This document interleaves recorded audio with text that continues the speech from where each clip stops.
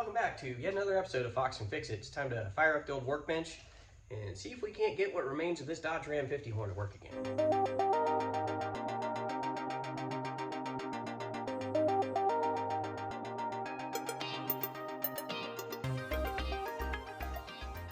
So let's take this apart and see how it goes together. Yes. Attached to the steering wheel first is this plastic piece. This plastic piece then has this lower metal plate on it. And this lower metal plate goes right here. These screw holes here, there's 3 of them, and they go into these indentations in the plastic piece, just like that.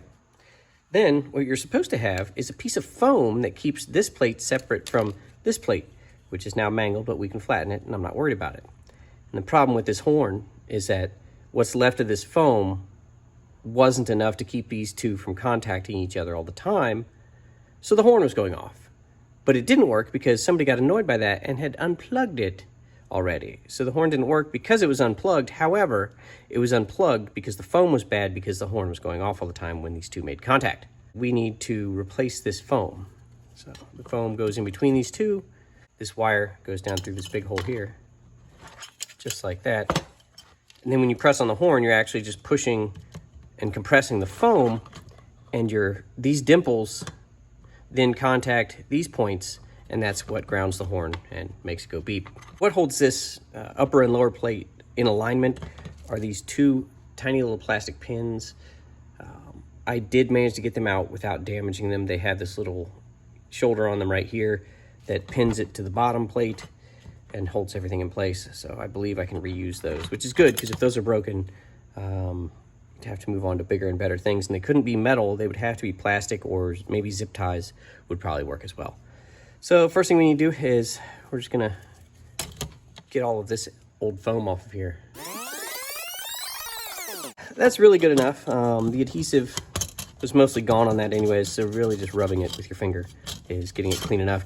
The next step is we need to cut this foam out. A piece of like 1-inch like mattress pad foam. This is all we're gonna use. And I cut it in half, so it's a 1/2-inch mattress pad foam. And we're just gonna trace this and cut it down a little bit more, and then we'll worry about how to get these dimple holes cut out. But let's do this first. I figure, since there's no airbags or anti-lock brakes, I at least need a horn to let people know that I'm about to hit them.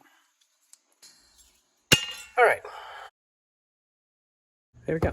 Now we have to cut all these holes, plus this one, but not the screw holes. How are we gonna do this here? Well, here's the point where I wish I had a plan. This'll work. I'm gonna use some gasket sealant, and I'm gonna use that on each dimple just to mark it and transfer it over to the foam. Hopefully this works, because this is plan A. Plan B has yet to be determined. I'm trying to come up with it in my head as I'm performing plan A. I believe these 2 are important as well, so we'll just go ahead and we'll cut those out. Say that we need them. Easy, easy. We'll peel that off, and hopefully this transferred well. Oh, that's close enough, I think. Clearly, plan A is not working for that. I guess we could be ridiculous and use drill bits. I'm all for ridiculous. Let's do it. And we'll just attempt to get the hole over the brick and go from there. This is really not going to work, I don't think. Nope. Okay, plan C. I knew that wouldn't work. No, I didn't. How can we do this here? Plan C, we'll do this. Put that right over the socket and try to punch a clean hole. And then we'll clean up on the back end. I can live with that. That's working. Not my greatest idea, but now we can definitely go into time lapse to finish this.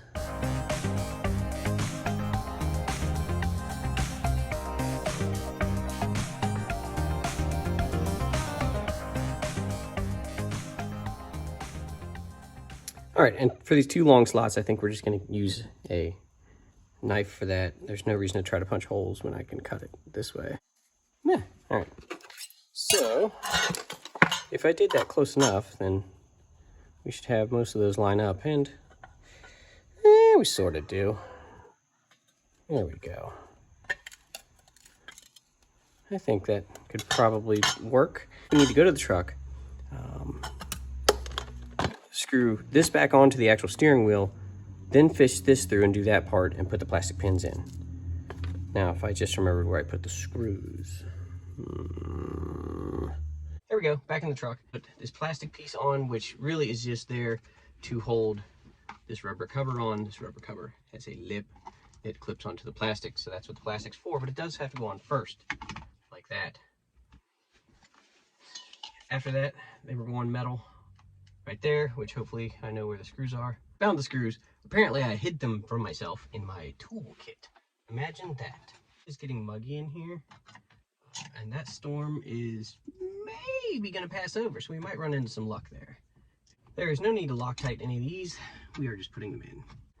There we go. Then I need to clean all the gasket material back off of this. It is getting progressively darker here by the minute, as it does when the sun goes down, so we really need to clean this stuff up so we can put it back together. I'm sure many of you saw the fatal flaw in my plan as soon as you saw me put gasket sealer onto these tabs, but good thing is, a little bit of Scotch-Brite pad, and we'll clean them right back up. There we go. They probably need it cleaned anyways.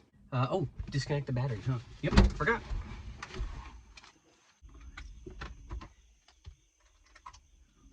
Or we could just pull the horn fuse. That's probably easier. I'm gonna do that right now. 2, 3, 4, 1, 2, 3. What do you know? It's the newer fuse where it looks like maybe they were trying to fix their problem with the fuse first.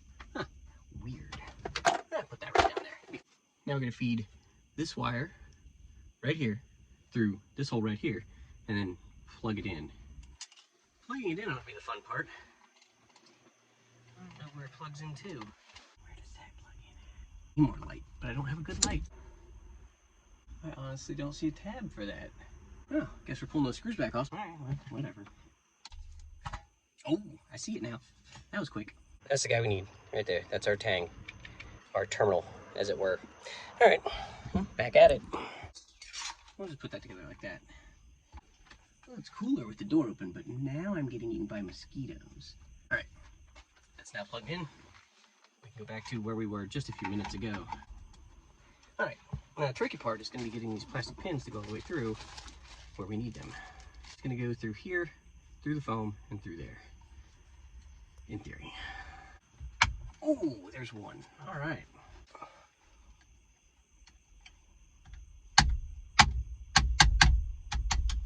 Perfect. That looks close enough, right? Then the last step is to put this cover back on and then put the fuse in, see if all this paid off or not.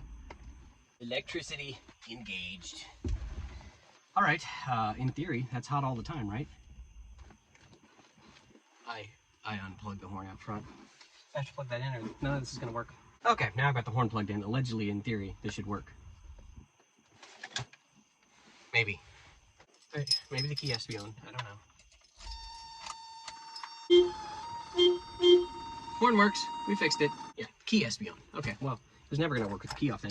We have fixed the horn. I don't want to do it anymore because my neighbor is literally 10 feet away from me right now and it's 9 o'clock at night, so I'm not gonna beep it more. We heard it, it works. That's gonna do it for this episode. You fixed a horn that was broken. Now it potentially works all the time. Maybe not, maybe it was just that once and it died, I don't know. But if you wanna find out, you're gonna have to like, share, and subscribe. That way I can give you an update when I see you next time.